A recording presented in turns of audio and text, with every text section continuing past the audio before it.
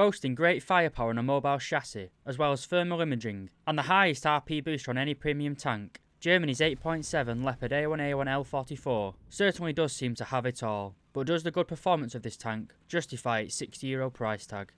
Alright lads, today I'm going to be talking about the history, performance, weapons and tactics of the Leopard A1A1 L44.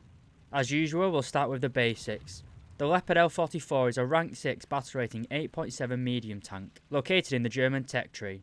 Being a rank 6 premium, it will be effective at researching any vehicle from rank 1 to rank 7. Speaking of research, the Leopard L44 boasts some impressive reward modifiers, both for RP and Silver Lions, with 678% and 420% respectively. The RP modifier this tank receives is the highest of any of the top tier premiums. For example, the French AMX-30 Super has a 660% RP modifier, and the American XM1 only has a 642% modifier. The Leopard's effective reward modifiers, as well as several other attributes that I will mention shortly, make this tank a very effective grinder. But in the world of War Thunder, all good things come with a price, and for the Leopard A1A1 L44, that price is €60. Yikes. This tank is bought from the Guardian store and comes in a bundle, along with 15 days of premium time and 2,000 Golden Eagles. Being a premium, it will only cost you 10,000 Silver Lions to put this vehicle in your lineup, but it will set you back an additional 1,120,000 Silver Lions for an expert qualification, and a further 2,100 Golden Eagles for the Ace qualification. If you'd like to know more about this tank, and whether it's worth taking out a fucking mortgage to afford it, then stick around for the rest of the video. The story of the Leopard begins in 1956, as a project was created to develop a quote-unquote standard Panzer, designed to replace all of West Germany's aging M47 and M48 Patton tanks. In July of 1957, a detailed specification was released to design teams, outlining what the new tank must feature. The design needed to weigh no more than 30 tons, have a power-to-weight ratio of 30 horsepower per ton, as well as being able to fight in nuclear, biological and chemical environments. Armour-wise, it had to be able to withstand rapid-firing 20mm guns from all angles, as well as be armed with the new 105mm gun. Mobility was given the highest priority, with firepower second and armour last. Tank designers had not yet discovered composite armours, and with the incredibly powerful HFS rounds in service, thick armour was seen as dead weight. Several companies entered designs, and after design testing in 1963, the Porsche prototype was declared the winner. And in July of the same year, the Defence Ministry ordered 1,500 Leopard tanks to be built. By late September 1965, the first Leopards were handed over to the Bundeswehr. Pretty much immediately after the first batch was delivered, upgrades were being planned to increase the tank's effectiveness. The first round of upgrades were significant, giving the Leopard a gun stabiliser, additional turret armour, and the iconic side skirts. The tanks that received these upgrades were given the designation Leopard 1 A1A1. Over the course of the Leopard 1 service, they went through several upgrades, but the Leopard 2 was introduced in 1979 and replaced the Leopard 1 as Germany's main battle tank. Although the Leopard 2 was the German Army's new toy, they, and other NATO countries, still had significant numbers of Leopard 1s in reserve, and a research program was undertaken to modernise the by now ageing tank. These modernised Leopards were given the designation Leopard A1A5. They received brand new fire control systems, improved night vision, and most importantly, the addition of 105mm APF SDS rounds. The Leopard 1A5 was considered a success, and most of the older A1A1 tanks were upgraded to the 1A5 as standard. At the same time, another development program took place. This was the plan to fit the 120mm smoothbore gun of the Leopard 2 into the turret of the Leopard A1A1. Only one prototype was built and designated the Leopard 1A6. This is the tank we have in game, but for some reason, Gaijin has named it the Leopard A1A1 L44. The Leopard 1A6 project was scrapped in 1987, as by this point, the Leopard 2 had been built in sufficient numbers to make the high cost of the 1A6 upgrades completely useless. Instead, all of the Leopards that were upgraded to be modified were given the 1A5 upgrade package instead. In the 1990s, the Leopard 1 tanks in the German army were basically relegated to secondary roles, and were completely phased out of active service by 2003. Whilst being deemed obsolete by first world countries, the Leopard 1, in a Leopard 1A5 designation, is still in service with several other nations, including Brazil, Chile, Ecuador, Greece, Lebanon and Turkey.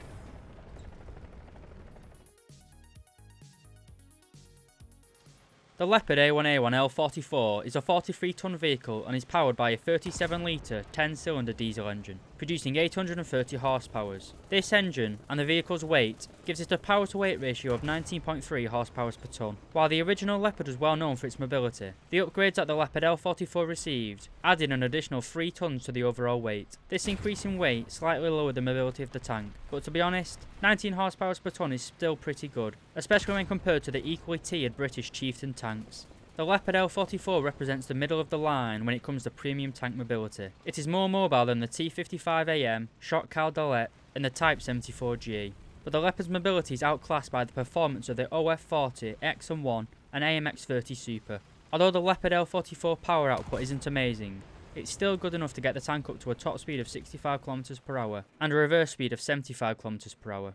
The top speed is pretty good, but the rather average engine power makes the Leo L44 feel slightly sluggish. It has pretty good acceleration in low gears, but the middle and high gear acceleration is pretty poor. This tank does get neutral steering, and the rotation speed is pretty good. Overall, the mobility of the Leopard L44 is rather good for 8.7. While it is by no means even close to the best of its class, it's mobile enough to get to strong positions from the start of a game, and move quickly to respond to a rapidly changing battlefield.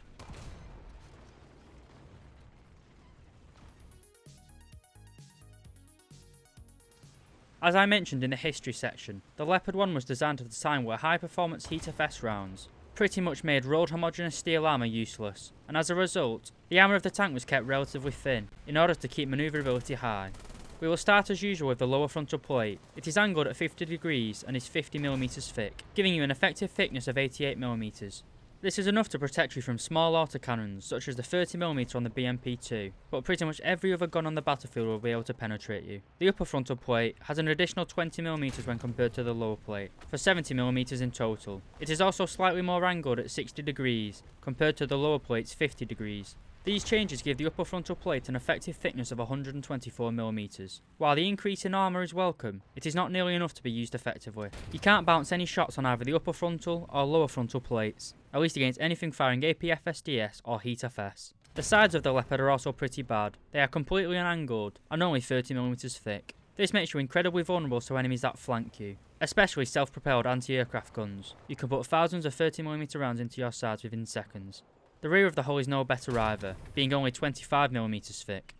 The front of the turret is dominated by the gun mantlet, which has a range of thicknesses, but the average is around 65mm. It is thicker in parts, but when facing vehicles armed with APFSDS round, it doesn't really matter about a few millimeters either way. The turret cheeks are 43mm thick and are pretty well angled from the front, which may cause some older rounds to bounce if you are lucky enough to get down to 7.7. But at 8.7 or 9.7, like the rest of this tank's armour, it isn't going to do shit against a modern round. The sides of the turret are only 45mm in thickness, but do have pretty substantial space to applique armour. This would be a good thing if gauging correctly modelled HeatFS rounds, as in game the spaced armour seems to do very little to combat heat rounds. And finally, the rear of the turret is slightly thicker at 52mm. The survivability of the Leopard is also pretty poor against opponents who know where to shoot you. As you can see, 3 out of the 4 crew are in a nice line, and any enemy who puts a shot into the left hand side of your tank gets a nice one-shot kill. Overall, the Leopard L44's armour isn't going to stop any modern round being fired at you, and if you're trying to use armour, then you're playing this tank wrong. The front of your tank is pretty much safe from infantry fighting vehicles and spags, but your sides are safe from nothing. The Leopard A1A1 L44 is armed with the 120mm smoothbore L44 cannon. This is the same gun as found on all of the Leopard 2 variants in game. It has a pretty decent 9 degrees of gun depression, as well as a standard 20 degrees of gun elevation. It is also housed in a turret capable of rotating at 20 degrees per second. This speed is pretty poor compared to the other top tier premiums, but it is still more than enough to be effective. The decent turret speed, as well as its gun being fully stabilised, mean that this tank is great at firing on the move, something that the Leopard will have to do a lot of whilst moving from cover to cover. You get access to both thermal optics and night vision, something which substantially increases your lethality, as it allows you to easily acquire targets on map with poor visibility. Thermal optics give you a significant advantage over tanks who do not have access to them. You have a base reload rate of 8.7 seconds, but with crew training, that can be brought down to 6.7 seconds. This is a pretty good reload rate. This is essentially a 120mm gun with the reload time of a 105mm gun, giving you essentially all of the benefits of a larger gun, the increased firepower, with none of the drawbacks, which is typically a longer reload.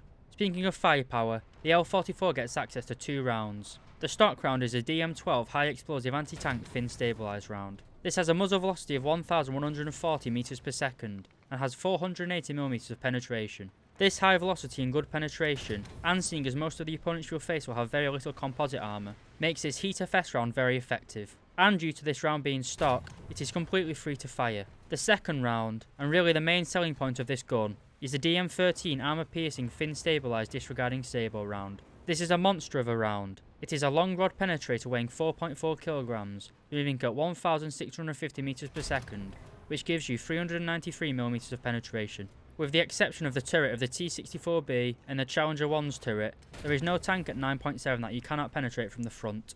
To complement this great AP FSDS round, you have some pretty good optics, with 10x and 12x optical zoom available. You also have a laser rangefinder, which gives you an exact range to the target within seconds. The thermal optics, gun, rangefinder, and long-range zoom really does allow you to locate, track, and kill enemies at much greater ranges than most other tanks are capable of. As well as the 2 rounds for your main gun, you get 2 7.62 MG3 machine guns. These aren't really useful for anything other than spotting enemies through smoke, but a welcome addition nonetheless. Overall, the main cannon and its accessories make the Leopard L44 an incredibly potent killing machine. Both of its ammunition choices are incredibly deadly rounds at all ranges, making this tank highly competitive even in a full up tier.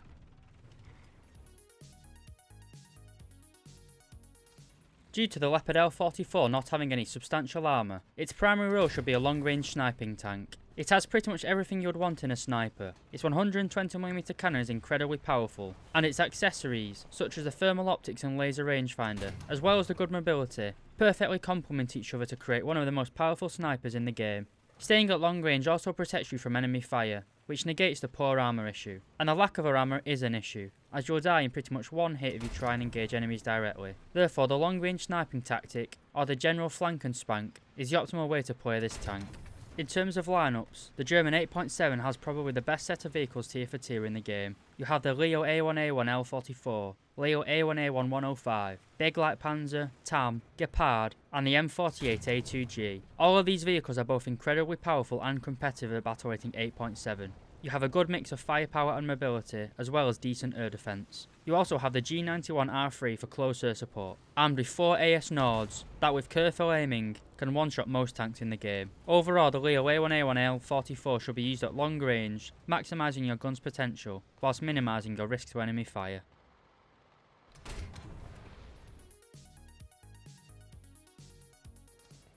To conclude, the Leopard A1A1 L44 is a very good premium, and I'm glad I picked it up when it was on sale. It combines excellent firepower with decent mobility, and is only really challenged in its role as a long-range sniper by the AMX-30 Super. There has been a bit of controversy since the introduction of thermal imaging, with most of the top-tier premiums being blatantly overpowered compared to their tech tree equivalents. For example, the tech tree Leopard A1A1 has a 105mm gun, no thermal imaging, and a max 6.7 second reload, and the premium Leopard L44 has a 120mm gun, thermal imaging, and also has a 6.7 second reload. Both of these tanks are battle rating 8.7. You have the same argument for the French AMX-30 Super. It has a gun stabiliser, whereas none of the regular tech tree AMX-30s have a stabiliser. This is gauging clearly giving you an incentive to purchase these premiums. While this doesn't really have anything to do with this tank's review, I imagine that once this tank, and the other current top tier tanks, stop selling so well, they will get a BR increase, so you may want to take that into consideration before purchasing. However, this is pure speculation on my end, and I might just be retarded. In terms of whether you should buy this tank, €60 is a very high price to pay, even for a tank as good as this one. As I mentioned, I picked up this tank in a sale, so I did not pay full price for this vehicle. I don't really recommend spending €60 on any premium vehicle, no matter how good it is. If you have the money just lying around, then sure, I'd definitely recommend you pick up this tank. But if you're a casual player, I would recommend waiting until the next sale. As this premium is rather old now, Gaijin includes it in pretty much every sale they do. I'd say that this tank is worth considering at around €40 and an absolute bargain at around €30, which is the price I paid for mine. Apart from the price, the Leopard A1A1 L44 is an incredibly enjoyable and fun vehicle, which is effective at killing and grinding. I've played around 100 games in this tank, and my experience has been positive overall. It has a great lineup and great potential even in an up tier. As always, I hope you found this video useful, and thank you very much for watching.